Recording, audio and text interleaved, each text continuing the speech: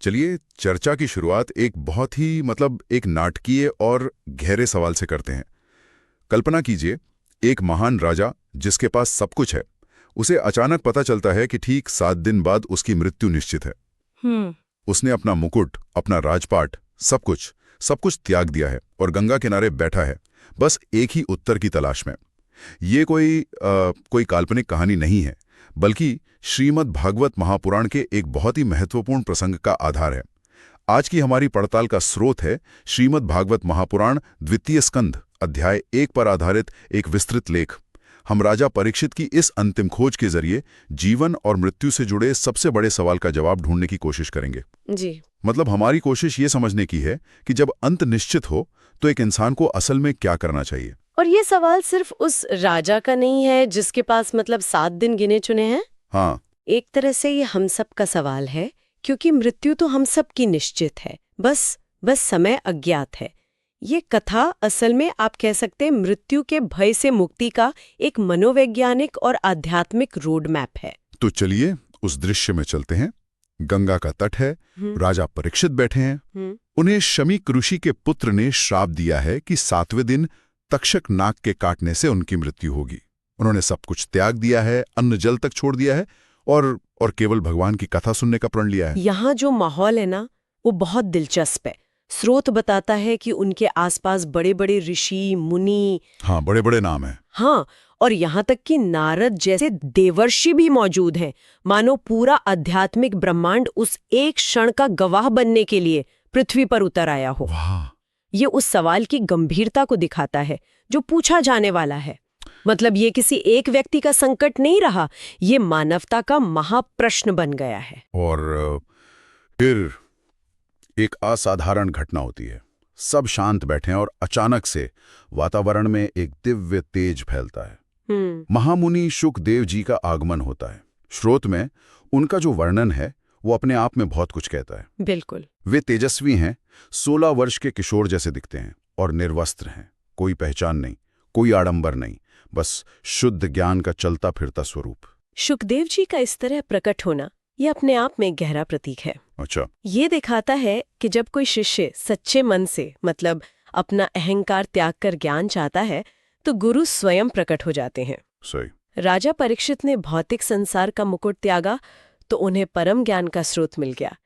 ये एक तरह का आध्यात्मिक नियम है।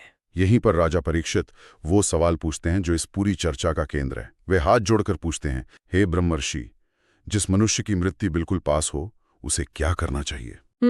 उसे क्या सुनना, जपना, किसका ध्यान और किसका त्याग करना चाहिए? एक बहुत ही प्रैक्टिकल सवाल है। बिल्कुल। और शुकदेव जी इस सवाल को सुनकर बहुत प्रसन्न होते हैं। वो कहते हैं कि तुम्हारा ये प्रश्न ये सिर्फ तुम्हारे लिए नहीं है, बल्कि पूरी दुनिया के कल्याण के लिए है। क्योंकि ज्यादातर लोग इस सवाल से भागते हैं। हाँ, बिल्कुल। लोग संसार की मोह माया में इतने उलझे हैं कि उन्हें याद ही नहीं रहता कि उनका समय सीमित है। ये प्रश्न उस गहरी नींद से जगाने जैसा है। तो फिर इस सबसे बड़े सवाल का जवाब क्या था? शुकदेव जी ने क्या कहा? उनका जवाब आश्चर्यजनक रूप से सीधा और सरल है। अच्छा। वे कहते हैं, राजन, सबसे श्रेष्ठ उपाय ये है कि मनुष्य अपनी बुद्धि को हर तरह से भगवान नारायण में लगा दे। बस इतना ही? हाँ, हर समय हर परिस्थिति में केवल उन्हीं का स्मरण करे। ये कोई जटिल क्रिया नहीं है, कोई यज्ञ या तपस्या नहीं, बल्कि चेतना का एक सतत प्रवाह है ईश्वर की ओर। जब मैंने ये पढ़ा तो मेरे मन में एक सवाल आया। शुकदेव जी कहते हैं कि लोग अपना जीवन व्यर्थ गंवा देते हैं। लेकिन क्या परिवार पालना, अपना काम मेहनत से करना, ये सब व्यर्थ है? या पर यहाँ व्यर्थ का कोई और गहरा मतलब है? ये बहुत अच्छा सवाल है। देखिए, यहाँ व्यर्थ का मतलब उन कामों से नहीं है जो जिम्मेदारी के हैं। ठीक है। बल्कि उस मानसिक अवस्था से है जहाँ हम इन चीजों को ही जीवन का अंतिम लक्ष्य मान लेते हैं। स्रोत कहता है कि इंसान दिन भर शरीर और परिवार के लिए मेहनत करता है और रात को थक कर सो जाता है। और ये चक्र चलता रहता है। हाँ, इस पूरी प्रक्रिया में वो ये भूल जाता है कि मैं कौन हूं और मेरा इस शरीर के अलावा भी कोई अस्तित्व है। जब चेतना सिर्फ मेरा शरीर, मेरा परिवार, मेरा धन, बस इन्हीं पर अटक जाए। हाँ, जब इन पर अटक जाए तो वो जीवन आध्यात्मिक दृष्टि से व्यर्थ माना गया है। समझ गया। तो ये एक तरह की मानसिक रिकंडीशनिंग की बात हो रही है। हमारा दिमाग डिफॉल्ट रूप से चिंता, योजना और भौतिक चीजों पर टिका रहता है। बिल्कुल। और यहाँ सुझाव ये है कि उस डिफॉल्ट सेटिंग को बदलकर ईश्वर चेतना पर सेट कर दिया जाए। लेकिन ये कहना आसान है, करना मुश्किल। मन तो भटकता है। बिल्कुल। और शुकदेव जी इस चुनौती को समझते हैं, इसीलिए वे तुरंत इसका एक बहुत ही शक्तिशाली उपाय बताते हैं। अच्छा। यहीं पर वे विराट रूप के ध्यान की अवधारणा सामने रखते हैं। वे कहते हैं, ठीक है, अगर तुम्हारा मन सगुण साकार ईश्वर में नहीं लगता तो इस पूरे ब्रह्मांड को ही ईश्वर का शरीर समझकर ध्यान करो। ये विराट रूप का ध्यान, ये सिर्फ एक कल्पना से कहीं ज्यादा लगता है। इसका उद्देश्य क्या हमारे अहंकार को छोटा करना है? आपने बिल्कुल सही पकड़ा। जब आप पूरे ब्रह्मांड को ही ईश्वर का शरीर मानने लगते हैं तो आपकी अपनी चिंताएं, आपकी पहचान कितनी छोटी लगने लगती होंगी। यही तो इसका मनोवैज्ञानिक असर है। वे कहते हैं, कल्पना करो, ये पाताल लोक ईश्वर के पैर के तलवे हैं, धरती उनके चरण हैं, वाह। समुद्र उनका पेट है और पहाड़ उनकी हड्डियां हैं, नदियां उनकी नसें हैं और पेड़ पौधे उनके शरीर के रोए हैं। वायु उनकी सांस है, अग्नि उनका मुख है, सूर्य और चंद्रमा उनकी आंखें हैं। जब आप इस स्तर पर सोचना शुरू करते हैं तो आपका व्यक्तिगत मैं वो घुलने लगता है। हाँ, आपकी छोटी छोटी चिंताएं, आपके डर इस ब्रह्मांडीय चेतना में घुलने लगते हैं।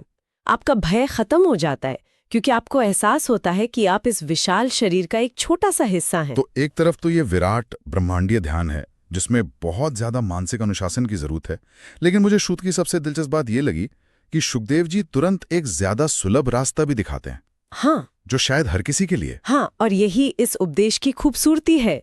वो जानते हैं कि हर कोई इतना दार्शनिक या योगी नहीं हो सकता। सही। इसलिए वो कहते हैं कि अगर ये कठिन लगे तो सबसे सरल और श्रेष्ठ मार्ग भक्ति है। भक्ति यानी बस भगवान का नाम जपो, उनकी कथाएं सुनो, उनके गुणों का गान करो। ये रास्ता ज्ञान और तर्क से ज्यादा भावना और हृदय पर काम करता है। ये दिलचस्प है कि ज्ञान मतलब विराट रूप और भक्ति यानी नाम जप, दोनों मार्ग एक साथ बताए गए हैं। क्या स्रोत ये संकेत दे रहा है कि अलग अलग स्वभाव के लोगों के लिए अलग अलग रास्ते हैं? हाँ, या फिर ये दोनों एक दूसरे के पूरक हैं? ये दोनों ही हैं। देखिए, वो अलग अलग स्वभाव के लोगों के लिए विकल्प दे रहे हैं। जो बौद्धिक है वो विराट रूप पर ध्यान कर सकता है, जो भावनात्मक है वो भक्ति के मार्ग पर चल सकता है। बिल्कुल, लेकिन अंततः ये एक दूसरे के पूरक हैं। भक्ति से हृदय शुद्ध होता है और शुद्ध हृदय में ही ज्ञान स्थिर होता है। शुकदेव जी तो कहते हैं, तुम बस किसी भी तरह, चाहे प्रेम से, क्रोध से या भय से, अपना मन भगवान से जोड़ दो। वाह, मतलब जुड़ाव महत्वपूर्ण है, माध्यम नहीं। एकदम। इसी से जुड़ा एक और बिंदु स्रोत में आता है, संसार की नश्वरता। हम जिन चीजों को इकट्ठा करने में पूरी जिंदगी लगा देते हैं, उनकी असलियत क्या है? इस पर शुकदेव जी बहुत सीधी और कह सकते हैं कठोर बात कहते हैं। वे कहते हैं कि जिस शरीर को हम इतना संवारते हैं, जिसे हम मैं कहते हैं, उसका अंत या तो राख में होता है या मिट्टी में, या वह किसी जानवर का भोजन बन जाता है। ये तो बहुत गहरी चोट करने वाली बात है। हाँ, वो कहते हैं जिस धन के लिए हम दिन रात एक करते हैं वो यहीं रह जाता है। जिस परिवार को हम मेरा कहते हैं, वे कुछ दिन रोते हैं और फिर अपने जीवन में लग जाते हैं। ये एक तरह का शॉक ट्रीटमेंट है, ताकि व्यक्ति भौतिक चीजों से अपनी पहचान जोड़ना बंद कर दे। बिल्कुल। तो फिर अमर क्या है? अगर सब कुछ नश्वर है तो स्थायी क्या है? उनका जवाब है भगवान का नाम। वे कहते हैं, जो व्यक्ति ईश्वर से जुड़ जाता है उसका नाम और यश अमर हो जाता है। अच्छा। शरीर, धन, रिश्ते, ये सब समय के साथ नष्ट हो जाएंगे, लेकिन आत्मा का परमात्मा से जो संबंध है वही एकमात्र स्थायी सत्य है। स्रोत में सत्संग यानी अच्छे लोगों की संगति की महिमा पर भी बहुत जोर दिया गया है। उसका क्या महत्व है? सत्संग को एक तरह का आध्यात्मिक शॉर्टकट बताया गया है। शॉर्टकट? हाँ, शुकदेव जी कहते हैं कि संतों का क्षण भर का संग भी स्वर्ग के सुख या मोक्ष से बढ़कर है। ऐसा क्यों? क्योंकि संत एक चुंबक की तरह होते हैं। वे सांसारिक मोह माया में फंसे इंसान को खींचकर सीधा भगवान से जोड़ देते हैं। वे हमारी भटकी हुई चेतना को सही दिशा दिखाते हैं। एक दीपक की तरह? हाँ, जैसे अंधेरे कमरे में एक दीपक पूरे कमरे को रोशन कर देता है, वैसे ही संत का संग जीवन के अंधेरे को मिटा देता है। चलिए वापस राजा परीक्षित पर आते हैं। इन सब उपदेशों को सुनकर उन पर क्या असर हो रहा है? 7 दिनों में अमरत्व कैसे संभव है? सुखदेव जी के अनुसार अमरत्व का रहस्य शरीर को बचाने में नहीं बल्कि चेतना को मुक्त करने में है। वे कहते हैं कि जो व्यक्ति अपने अंतिम समय में पूरी तरह से ईश्वर का स्मरण कर लेता है वो जन्म मरण के चक्र से मुक्त हो जाता है।